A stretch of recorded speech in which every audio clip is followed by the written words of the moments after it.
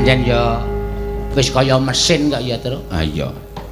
Sesekit mau sore tekan nyamene kok ya ora do rumangsa kesel. Nek entuk sambat ya wis kapok reng jan. Nek entuk sambat, Wong nek sambat ya mintuk bajing-bajing. Ha iya. Heeh. Kudu profesional ning jeneng wong nyambut gawe kudu profesional. Ora kena sambat loro. Iki ana sing loro siji. Wah iya. Tusio. Rasa ditiliki. Rasa. Disantuni. Kene wae kekurangan santunan kok. Nyantuni Tusio. Wis men kancane do girong ra gelem gironge mbok men kuwi wae. Nek wonge nyetel keloro-loro lho. Wis men tak gawe grantes kok pikire. Iya, matur sembah nuwun karo Pak Saipul, Gong. Heeh, iki wis paring aku ya kaget lho, lagi bengi iki asli sumpah ora gol gawe-gawe. Bima Martani aku lagi ngerti iki. Oh. Sing biasane ya Sela Martani, Taru Martani. Iki ana catetan ning jadwal kok Bima Martani iki apa sing nanggap Ndara Werkudara kaya kudu. Anjen ngene iki kelurahan Bima Martani. Salor tambahan. Nek mbiyen jaman isih dolan karo Lek Kuswala ya jedal-jedul nek tambahan kono ya, Tru. Heeh. Karo ngesak botol. Ah iya. Saiki wis ora ya kok. Wah, saiki wis tak tinggal jauh-jauh. Anu jenenge gagas karo awakku. Ya wis syukur. Apik kuwi. Ya wis awake muga-muga nguncupake asta kunjuk ngersaning Gusti penjane Bapak RT 05 sing wis dilantik bisa amanah ya bibit coklat ya iso ngrembaka terus ya Pak Saipul tansah peparing dedana karo nuwun sewu minangka dadi kewajibaning wong sing kedurungan brana picis wong sing kedurungan bondo donya kuwi rejekine sak 2% dudu nggone awake dhewe nanging pancen dadi kagungane wong sing mbutuhake kaya to bocah yatim piatu mbok-mbok rondo sing wis sepuh ya ora gawean ki dadi tanggungan terus wajib disantuni ngono iki ya apik ayo bapak-bapak duda sing ora gawean sing wis sepuh karo bapak ibu sing jompo sing wis sepuh kuwi wajib entuk santunan ya wong sing jeneng monggo panjenengane kuwi 200 wong lho reng. Bayangno, 200 bocah disantuni kabeh. Kuwi tok nggo conto, tok nggo patuladan. Tepakno awakmu dhewe, mergo rejeki iki kudu nggonmu dhewe ning yen bisa-bisa rejeki iki ratakno sato ben padha iso ngrasake. Sing entuk rejeki kowe ning sing ngrasake wong akeh. Wo rejekimu kaya grojogan, banyu mili ora ana enteke. Ha ya terus tenan. Ning nek kowe entuk rejeki kowe cethil karo kiwa tengene, wah ya wis ming diparingi sedhela wae. Engko bar kuwi terus kowe ngrekoso lemu golek rejeki. Ning nek rejekimu iki tok ratahi karo tangga teparuh sanak kadang mitra kawruh, kiwa tengen sing wajib ngrasakake tok wenehi rejeki ben iso melu ngrasake, wah tenan. Gemlontor kae. Muga-muga isa ya, Tru. Ha iya, Ora muga-muga. Kudu iso mergo kuwi kewajiban. Ya, tak niati tenan, tak niati. Ha. Mula nek ana kanca nyambut gawe kira-kira kepiye ngono kuwi iki kowe ya nyantuni reng. Wingi kowe dilapori mobil sinden ketabrak ning jalan tol Ngawi. Edok-edok turu ta kowe? Aku turu tenan ya nyuk tak plathok ndasmunan kowe. Aku ki turu tenan tekan omah iki lagi dikabari nek mobile sinden ketabrak nganti mubeng-mubeng untung ora glimpang sing nabrak. Oh. Sing gender pas turu ning jog mburi iku. Mongko sing ketabrak pasirah. Terus delek-delek ora ngomong apa-apa kae meneng wae. Lah kuwi wajibe lek geter iki sesuk nek prei bancaan. Kok bancaan lho wis diparingi slamet karo sing gawe urip kok. Lho nek lumrah ditatap nganggo montor buantere 140 luwih, gek kene mlakune ping 80 ku rak mobile nganti mubeng. Kaya ngono kuwi nek slamet rak ya isih diparingi slamet to. Mula kuwi saiki ki urip ki rak mung gumantung karo sing gawe urip to. Ho. Nek lumrahe kan mesti nuwun sewu, tatu sirahe. Ning gandeng nuwun sewu, sirahe iki wis ndablek. Ora bakal iso tatu. Iki senengane ora. Ayo terus do nembang terus. Yo. Gamelane dijereng kok. Sore mau udan. Ane mergo donganing para lenggah sing nalika sore mau wis diwiwiti pengajian, Bapak Kiai wis ngendikake sarta wis ndonga bareng-bareng udane terang nadyan deres sedelo ning saiki wis terang. Ah iya. Wis diparingi donga saka Pak Kiai, nyatane ya terang ya terang. Ayo padha tetembangan sing kepenak. Ya, ngaturake apa? Ya aku sing tuwa ya tak tetembangan terus. Ya. Apa? Sapa sing kepareng mbok suwune pambiyantu? Tak nyuwun suarane adikku wedok. Adimu po? Adikku pernah itu. Mbak Ayu Purwalestari. Kuwi senengane sok ngadek-ngadekke sok mbayok-mbayokke. Ya wis ben aran ya Mbak Ayu Purwalestari. Oh iya. Tok suwune apa? Ya sing kepenak, sing iso dienggo piyai sepuh, gandeng sing mresani ya piyai sepuh ya ana, sing enom ya ana. Gathik glinding. Wah lah kuwi. Ya, coba kaya ngapa? Karo men kanca-kanca leren truk mesake ngrekoso tenan lho nabuh aku wis tau ngrasake nabuh lho. Demung sedhela ya tangane ya kaku tenan. Aja demung, aja demung. Ngecer.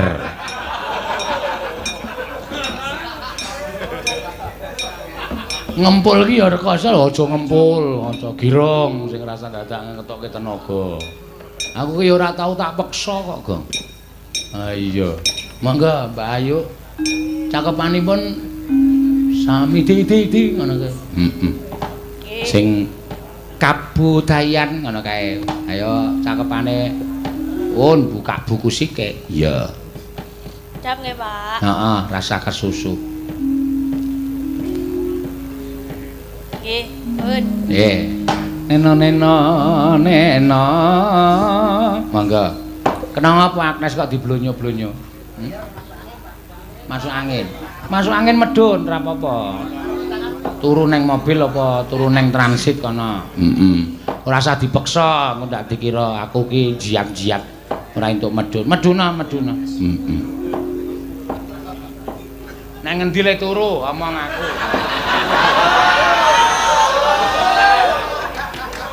Tuwekan.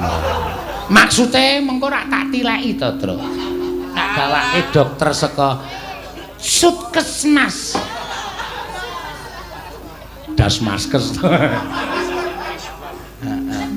Ya ora apa-apa. Ya men dipandu karo sapa kuwi mas-mase sing streaming kuwi goleke nggon kono. Ngaso. Ora apa-apa wong jeneng masuk angin aku nek masuk angin ya medun kok. Mayang ya medun. Lah witekno mbangane kenapa-kenapa? Iya. Langsung ngomong sing di omah. Kula ajeng ngandhap. Pun sesuk ling ngopahi sak karep sampean. Dun, wis ngono wae. Turu ning mobil. Bareng tekan mobil mari. Gojek karo kanca-kanca. Kulino. Ayo gawe. Badi suntik udut. Badi suntik udut. Roning kamal Ngomongke pusaka. Winur sita winur sita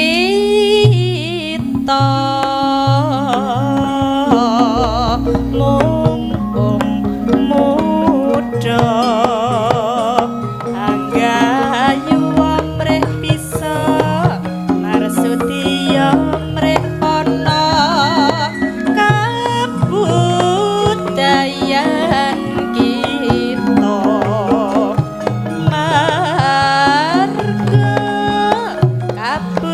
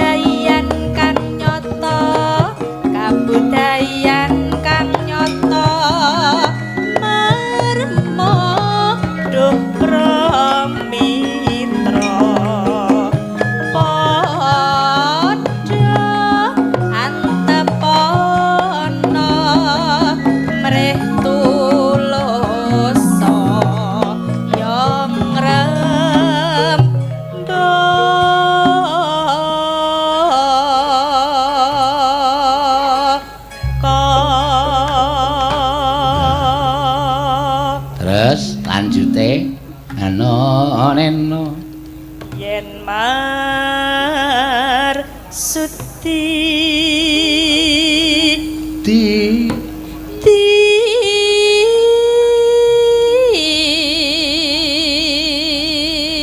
Di lha anakmu di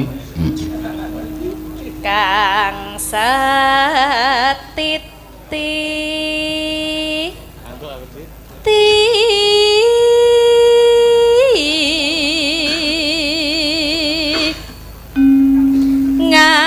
ngati-ati takono guru kang yakti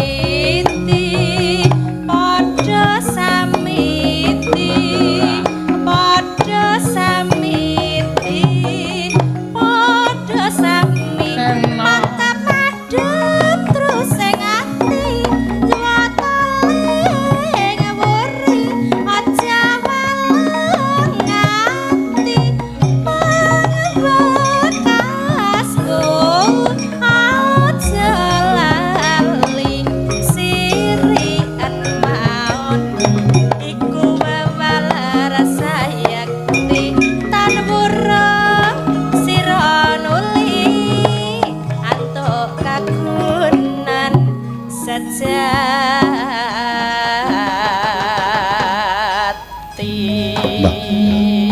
jane pengendange iki ya alus ya. Wah iki bekas pengendang uyon-uyon gak terus.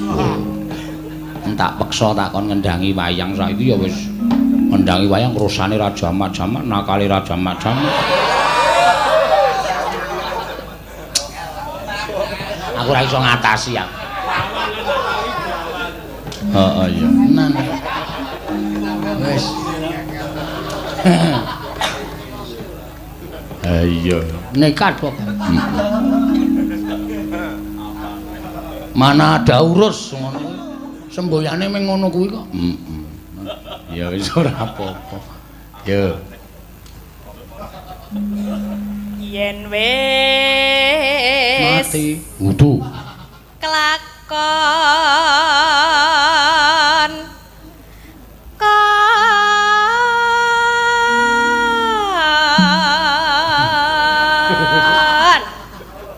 Neno.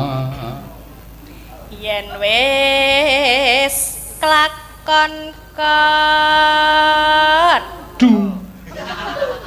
Ngopo to, Gong? Ora apa-apa. Nah, kan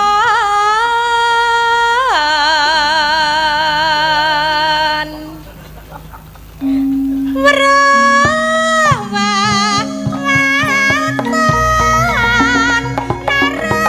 pijer-pijer takon maragukan Tuhan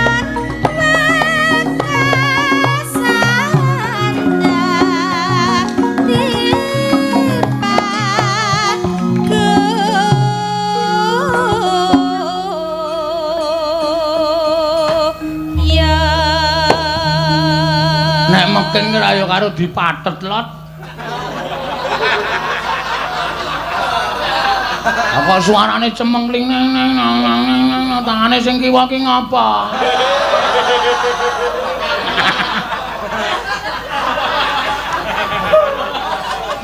Nabo kok ora dhewe. Sing jeneng nabo ya aturane lho, sing tangan tengen nuthuk gamelan. Gamelan sing tangan kiwa ki mejeti men aja bengong.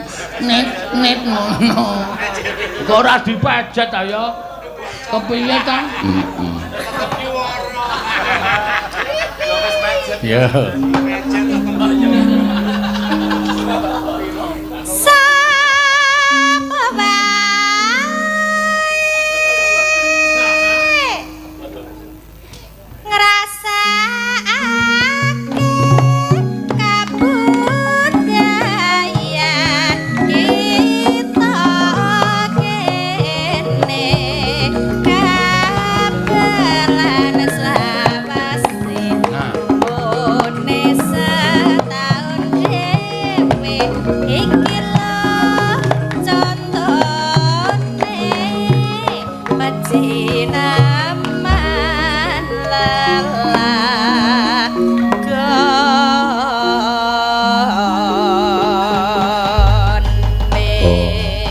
pancen sing apik pekinge kok terus. Waduh. Ameng pekinge kok nganti apik. Kemencling. Ha iya. Kowe dipathet tetep ora gelem, ora muni tetep muni. Heeh. Ya ora apa-apa. Heeh. Ki mau jenenge apa? Gathik glinding, gathik glinding. Ayo gek kowe truk gek aku gek rampung. Ya. Kong selak-usul arep rampung wae lho. Ayo nganggo aturan gareng wis nembang, terus kowe nembang terus aku terus sebo. Ya. Aku yo tak sing klasik wae yo Reng. Ayo wong sore mau wis gedumbengan ora karuan. Sore mau wis cetak. Cetak. Kendhange wis nganu jem-jemane wis medeni. Heeh. Sapa yo? Lho. Ayo adi wedok. Sapa? Ganang, Ganes kok. Ganang. Ganes.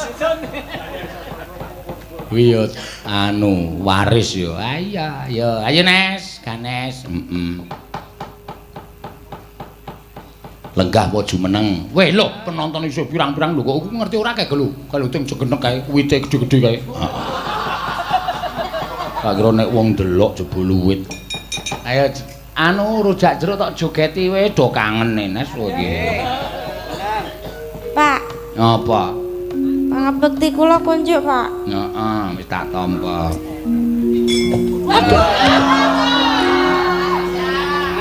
Sinden kok nyambi asah-asah. Mboten. Wis numplaki orisa lho. Kene tak lapi kene sah. Ngalup wae lho. Mbok aku dina iki minggu esuk ta iki. Pengen olahraga ya rasane. Ha iya. Ya Nes. Ya. Rujak jeruk. Nggih, Pak. Ya, dibawani. Nggih, Pak. Kowe kok suwe mau bengi kowe ke dapur ora menyang. Sinten? Mau bengi. Lah kan kula kan mau ngomong to, Pak. Kula ajeng priksa.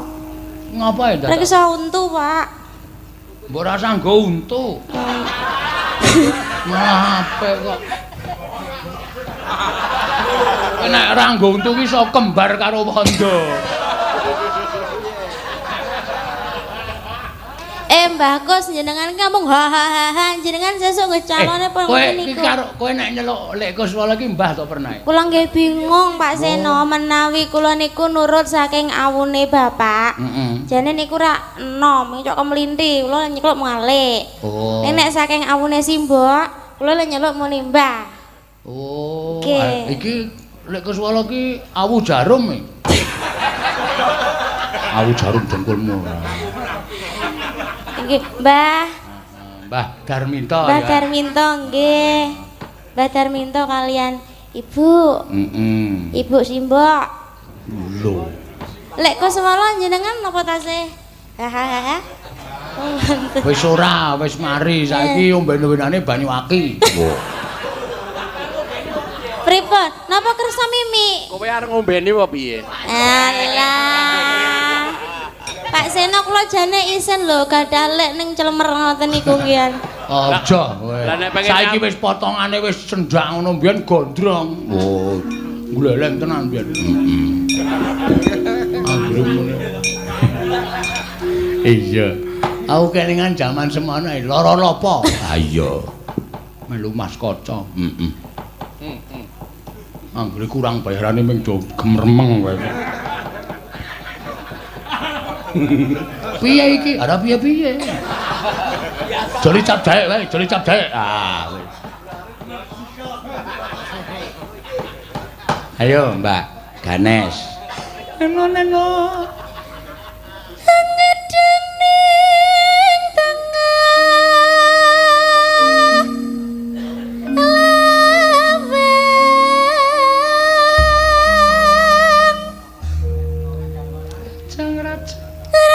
rajeng iris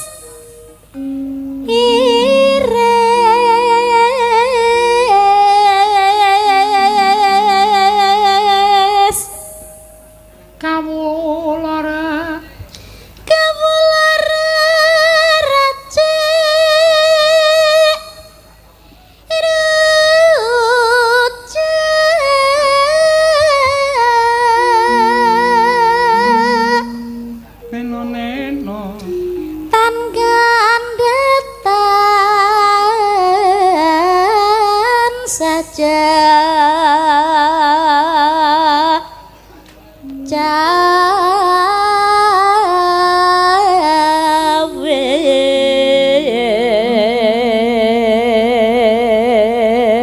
Jawes nenone mugi dadi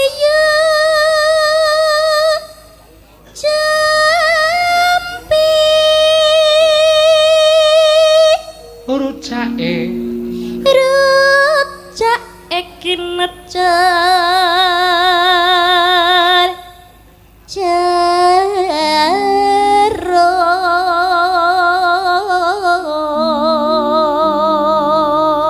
gregele ape lho terus cah iki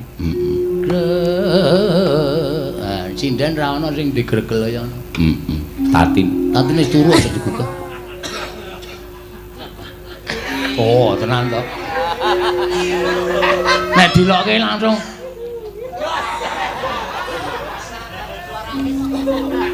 ampun dioyok-oyok Pak nek kula maju njur mengke kula tengok ajeng dicelungupke nek jejer mungkin yuran ten kowe to aku doyok-oyok Pak Seno ngoten to kowe iso dikasari to karo kowe mboten manenono ora usah wedi kuwi iki gedhe gombong kok kuwi kuwi tok coblos do ngono ora terus mengkari sirah tok kae dingil ning layah lambah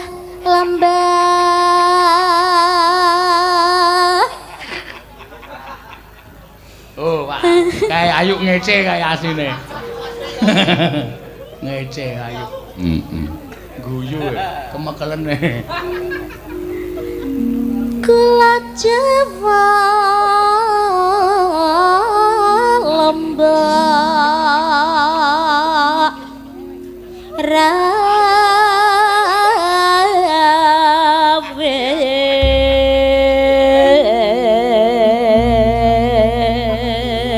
ora suwe ya nora suwe bapakne tole wis teko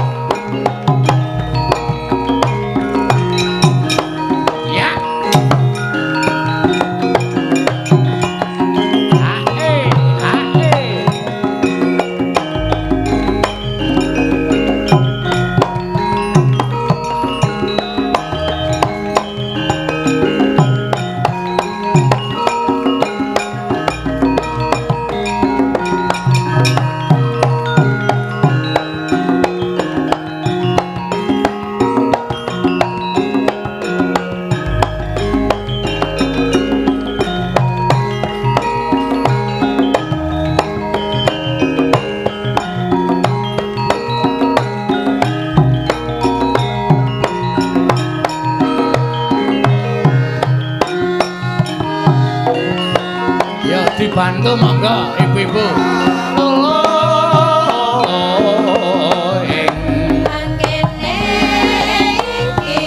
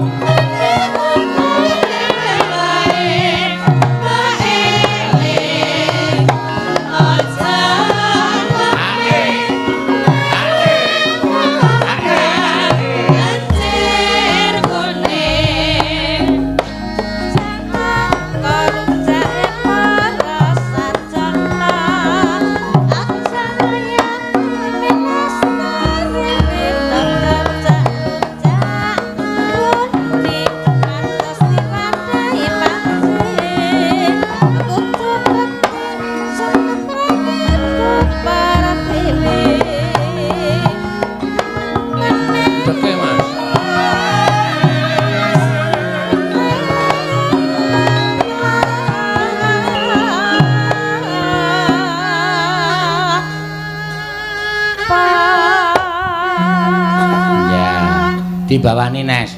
Pocong. Ya. Bapak Pocong pasar Mlathi ngisor ndengkul Kidul Dengkung. Dengkung. Ya. Pak. Mungkin nek niki bener nyanyi Bapak Pocong. Heeh. Mungkin nek langsung trisik teng wingking angsal mboten, Pak. Trisik bablas teng wingking maksudnya, Pak. Ajeng mejeti Agnes. Trisik langsung bablas nguyuh ngono ta maksudnya? Mboten ajeng mejeti Agnes. Ya ya entuk heeh kono. Nggih, tenang nggih, Pak nggih. Omongan Agnes kon mung kurang tak idak-idake. Yo ya. Ya. Bapak Pocong.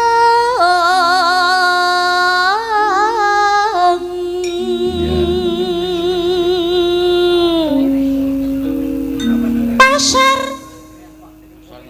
Mlathi Kidul Dengkung.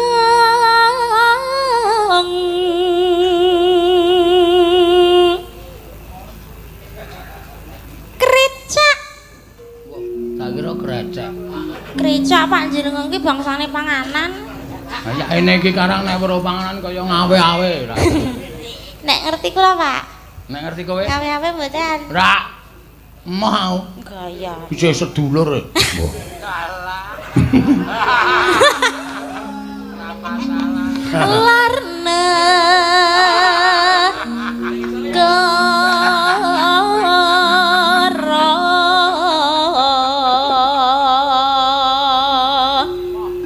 Nene.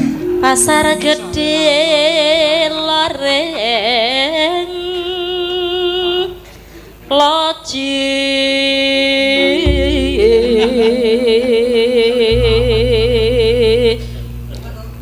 menggok ngetan kesasar nek gondo manan.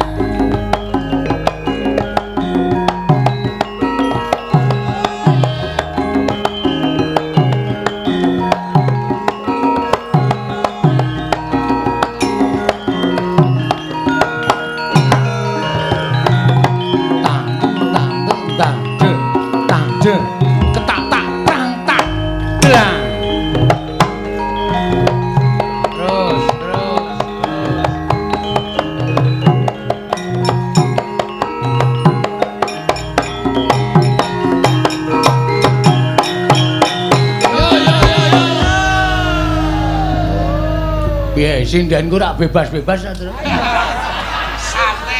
Santai kok. Bar nembang terus melarikan diri ya ana. Ya, manen yo ora apa-apa, Gong. Sing jeneng bantu karo kancane. Jebul Ganes ki tukang pijet. Oh. Ora kacamata ya. Nyatane arep mijeti Agnes ki mau dhek ngerti aluran-aluran nggon penyakit-penyakit kuwi. Ya iki mengkari nawala siji sing urung iso diaturake, Gong.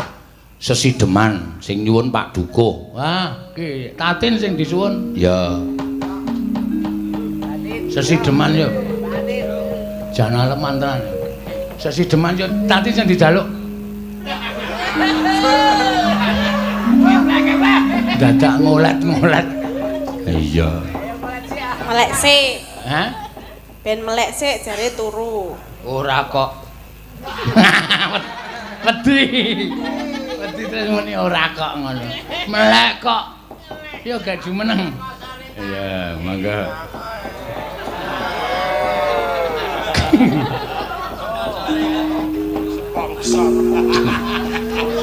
SpongeBob.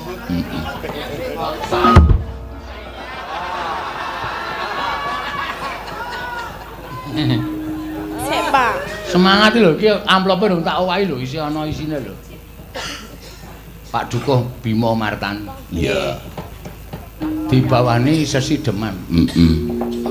Ora mripate we bening kaya ngono kok turu. Mbon. Wis. Sadis tenan.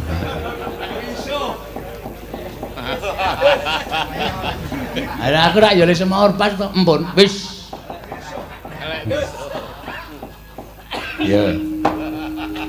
Wiwitane Wiwit. Apa kuwi? Kowe iki aja obah-obah to, Yu. Kok ngerti nek awake lemu kok malah awake obah dadi panggunge dok-dok. Untung sing ngendang ora jleng. Sampak man. Ganggu Tatin. Arep nganu kowe, ganggu popularitas Tatin. Wiwitane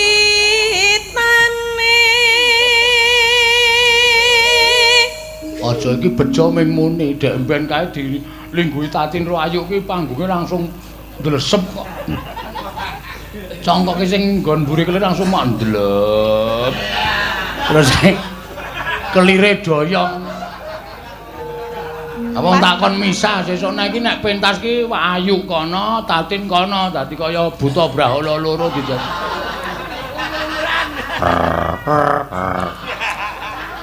ayo dikletak wae yuk.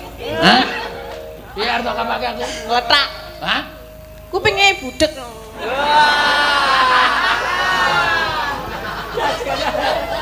Apa ora krungu kok ya mata unek. Aku ki rak memperjelas to arep tak kapake. Kletak. Mbak iya. Gelem po dikletak. Kan gelem wae dikletak kok emoh. Lara lho. Ra. Ini ya ora ana akak sing jeneng ngletak ki panganane mesti atos. Nggon aku empok. Empok buang kalian kono. Ayo aja ndak ditemu.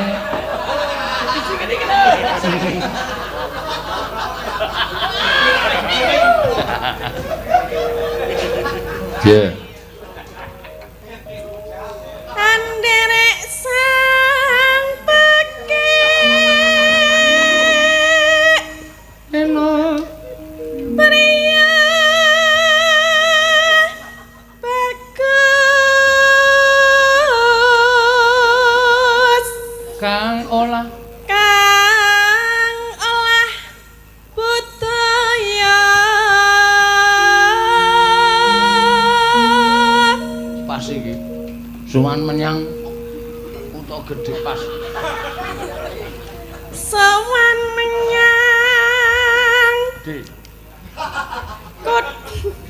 kota Gedhe. gede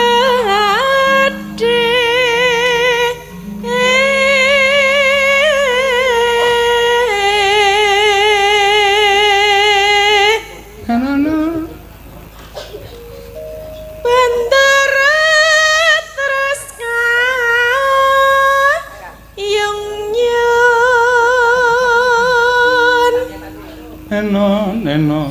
selendang kuning Kang saking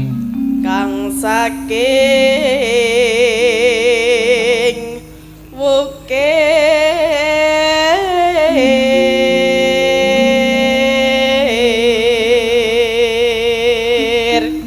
swara swara kurang pramana ning wasis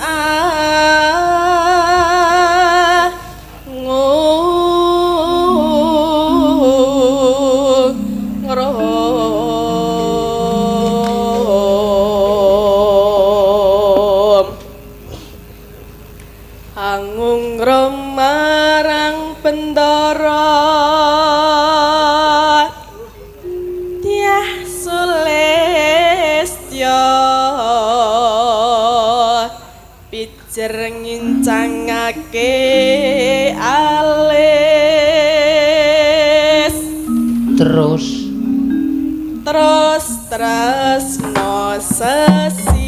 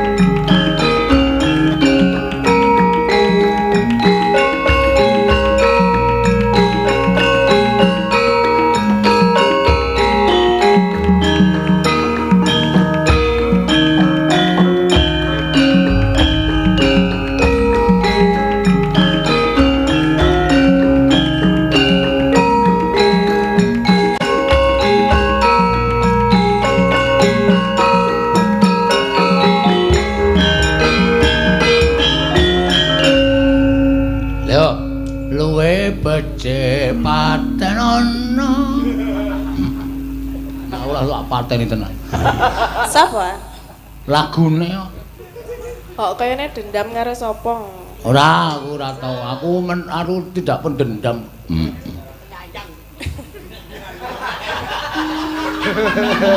Kayak luwe becik paten ana timbang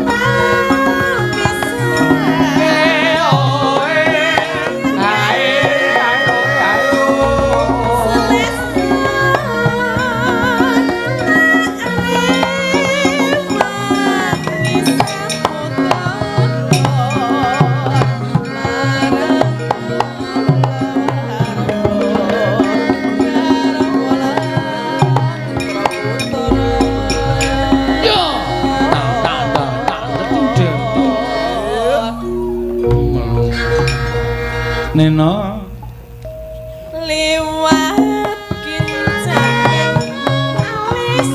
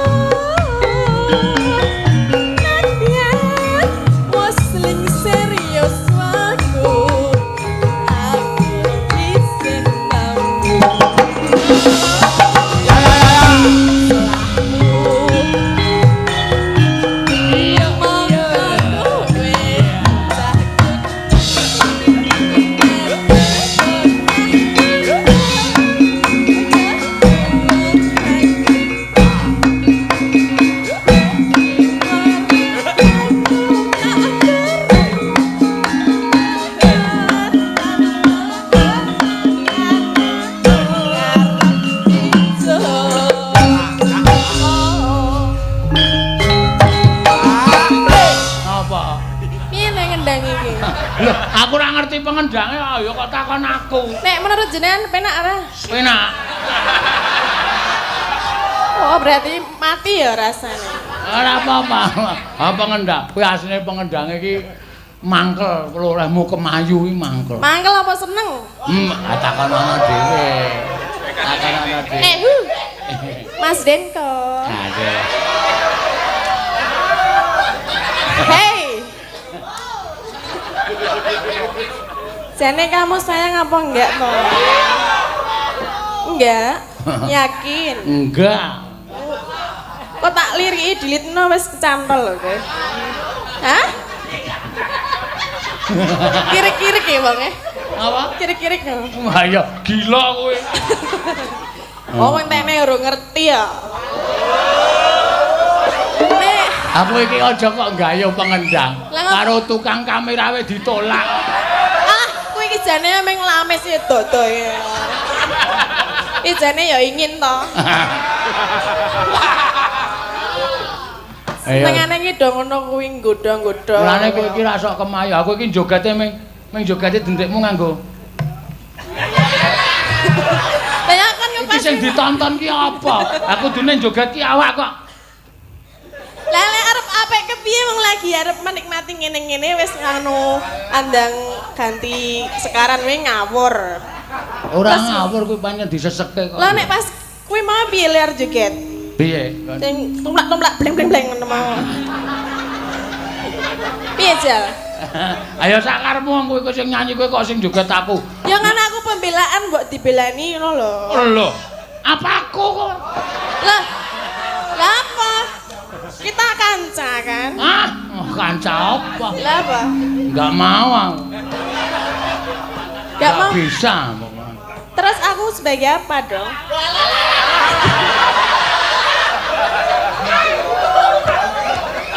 Aku iki karaku meng partner kerja. Lah ya nek partner kerja nek ya aku dibelani aku dibully lho. Hah? Dibully. Nek ngene ya. Nek perkara kowe nembang terus diiringi kanca-kanca, kuwi manut kanca-kanca. Mulane ora sok aleman. Kendange wis ntuntung-tuntang kowe meng. Loh, lumayan aku gelem obah lho. Tarian uler keket ngene kuwi. Iki mau ora aku joget. Ora. Mola ya ora ngematke. Ya gawe terus ke. Terus gah aku nek ngono ki. Ayo Denko sing apik Denko. Denko Mesake. sing pek kok. Kurang ora? Pancen cangkeme tatin kuwi. Lah? Ora tau mlebu penakaran. Lah piye? Sing sae. Oh, Mas Denko. Sing sae nggih. Nah, ngono nek Denko rak terus Denko ki nek dunake sing sae terus jenggote rontok.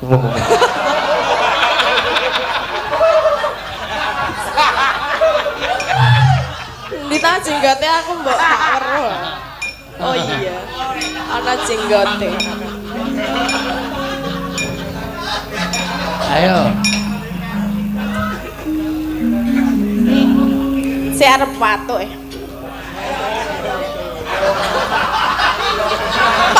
Pak Gatot iki.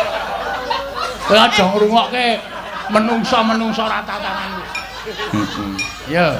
Liwat kencanging alismu tak dundu. Yo. Penak iki mesti. Wah, penak. Urip ana kutha gedhe. Oh, yeah.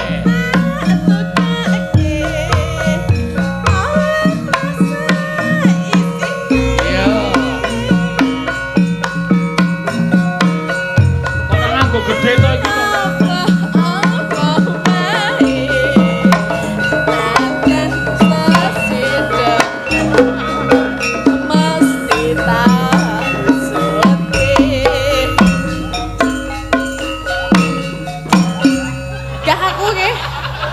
Gedene semene kok kendange meng cilik. Tenang dong. Wonge wis semono, wonge wis 6 kilan kok. Wong kok 6 kilan maksude. Kok le ngendange meng ndrundung ndrundung dung ndrundung ndrundung. gedung. Ora cocok ya? Ora cocok, Den. Kowe ora iso ngepaske. Wonge wis dikilani wewe ngenem kok. Drung-drung. Kowe iso gedhe ra? Hah? Iso? Ya buktekno nek gedhe. Oh, gedhe semene. Coba sesik mulai mau kae. Apa? Urip ana arep rampung ki mau. Jen kok kon nganggo sing gedhe. Ya. Jajal sepiro gedene? Iya, sabar kene kesusu.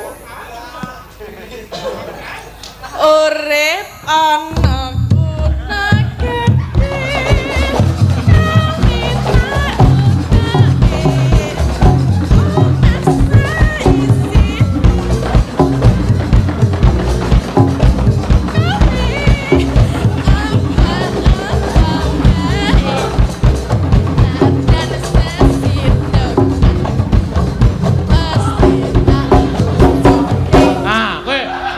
Bareng gedhe lek mau megol mempeng ora jamak-jamak.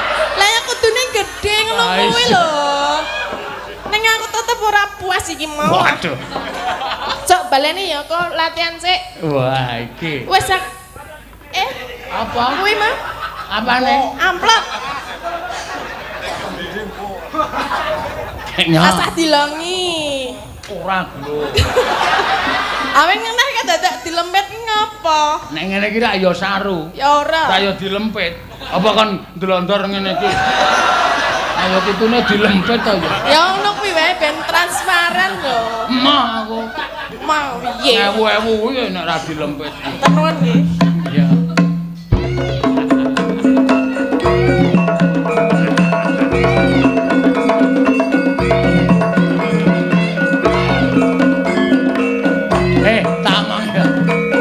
Tatin ki nek wis entuk dhuwit mbok tabuhi apa-apa tem joget. Ora ya, iki beteke rada apik nek biasane lek aku gah. Ha oke lagi nampa dhuwit ki mbok tok tabuhi nganggo wong goleki cah ilang kae wae bobrobring. Tetep joget. Senenge ra jamak-jamak ya gong apik. Satpol PP.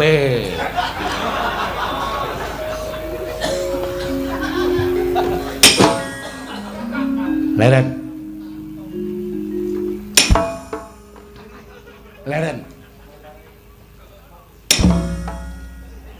Leren iso. Iso, Pak. Wangsulan. Kuwi rasa omong. Nek wangsulan ki malah bapak saya nesu ra. Dinteni nang pendopo. Nganti cemengklungen wong tuwa malah ora ndang teka-teka. Nanggap ledeke Dian. Gathik glendeng tak rungokke kepenak. Rujak jeruk tak rungokke saka Karang Kadempel penak bareng ki mau apa ki mau? Ki mau tembang apa? Sesideman, Pak. Ah, kudune ra tak tuntak dudang. Ngono balungane sing rampak, sing rentep. Kok teng gedombyeng kaya ora ngerti kesenian. Bagong sing ngakon tumbak cucukan. Ah, loloi lemah cangkemmu lho. Aku pengen muni, kowe udu sing nembang kowe udu. Aku, nek aku ora perintah takon teng gedombyeng. Kowe senengane nek aku didukani bapake kowe bunga, puas, bahagia. Bahagia kok bahagia. Senengane ora. Kowe tak kandhani. Wis ngerti? Urung. Kowe iki tak omongi. Petruk gareng aku ngimpi. Ameng ngimpi kok. Atileki ning buku 1001 Malam. Angkane pira? Engko aku sing tuku. Wah, gareng ora. Aku ngimpi kok Bagong kok kaya tak dadekke manten. Serius, Pak? Iya. Sing wedok ayu ra? Wedoke urung ana, ning kowe kok dandan cara manten ki? Arep ana lelakon apa, Bagong? Semareka den prayitna samuri riris eka balik titiyani gandayani trisanya purnama sasi gilar-gilaran ing tengah latar milang lintang Bima Sekti ing praptaning risang pamadya karya kagiat nggih iki Lurah Semar Badrana ya Panglengendriya mangu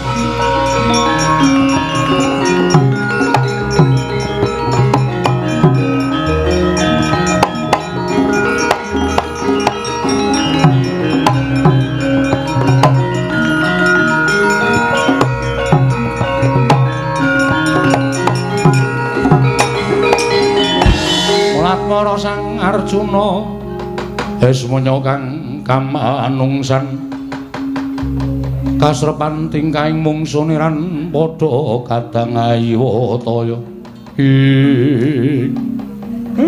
Wilujeng Ndara ya Kakang Semar slamet tekaku Wilujeng Den Nalagaring iya Wilujeng Ndara iya Petra Wilujeng Gur enten apa sampean kok rawuh sajak kesesa Kakang Semar ora nyono babar pisan jebul dina samengko para Pandhawa kewirangan wiranging para Pandhawa disababake saka pokal gawene ya kuwi anakmu ingkang nerak pacak nerajang perbatang sing lar saka unggah-ungguh sarta tata krama ing atase amung drajating Panakawan ing atase amung drajating ceplik kowe kuwi mung batur lha kok dadi anakmu ora mbok kandhani mangke riyen to mangke riyen anak kula enten apa kok mboten kula kandhani niku sampeyan mara-mara terus nesoni kali Semar niku Koko Prabu Mandura paring dawuh yen to dina samengko Bagong wis memirang kelawan para Pandhawa wani gonjak kelawan garwa ing Ngastina ya kuwi Kakang Mbok Ayu Banowati yen kowe ora iso ngandhani anakmu aku ingkang bakal ngandhani Bagong Semar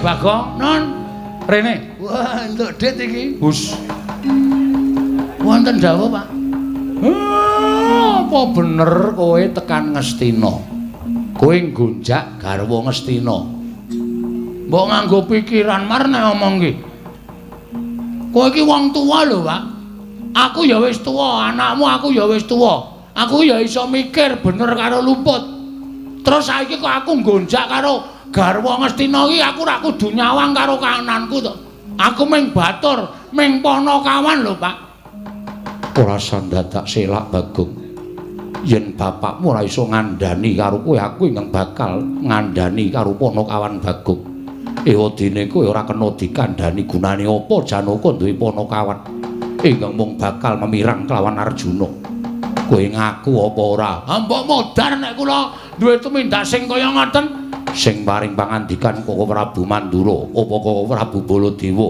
wani paring pangandikan ing ora ana nyatane rasa dadak kowe kumbe rasa dadak kowe selak aku ora sudi duwe Panakawanku ya dedapuramu kowe ora minggat saka papan ngarep aku kene tak longgo parung wadukmu tekaning pati truk ra ngaku pamit jare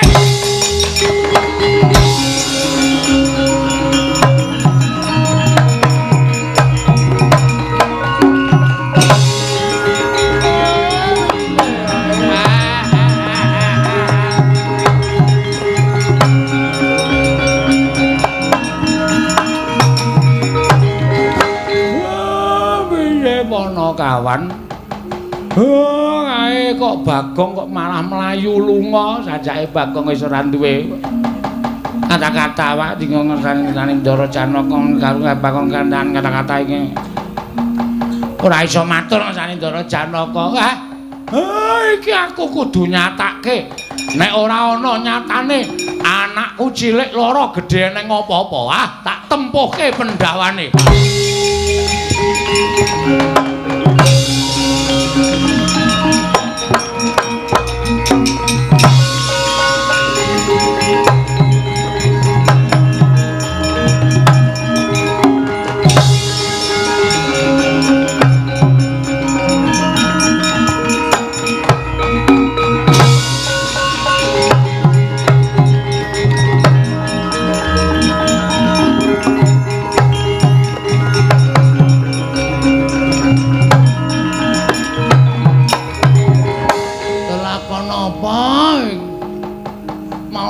Seneng gara-gara apa mergo aku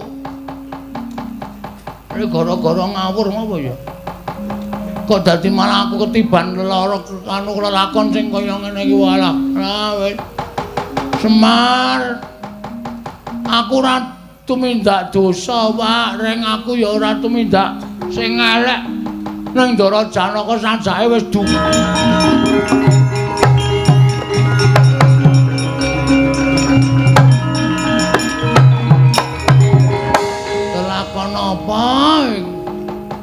maune seneng-seneng gara-gara apa mergo aku gara-gara ngawur apa ya kok dadi malah aku ketiban lara anu lelakon sing kaya ngene iki walah wis Semar aku ora tumindak dosa Pak ring aku ya ora tumindak sing elek ning Ndara Janaka sajake wis duka tenan ya aku ora memper wong Ndara Janaka karo Dewi Banawati iki ana hubungan sing ora dingerteni karo sapa-sapa ning aku ngerti. Kene aku ora golek dalan supaya iso uwal saka Ndara Janaka ngrekoso uripku mongko ngarepku iki wis segara. Wis ora ana daratan meneh. Monggo aku nggawa walesan mancing sik aku. Ana ora nggawa apa-apa ora nggawa walesan. Wis cilaka iki wis nekat wae tak nyemplung segara iki.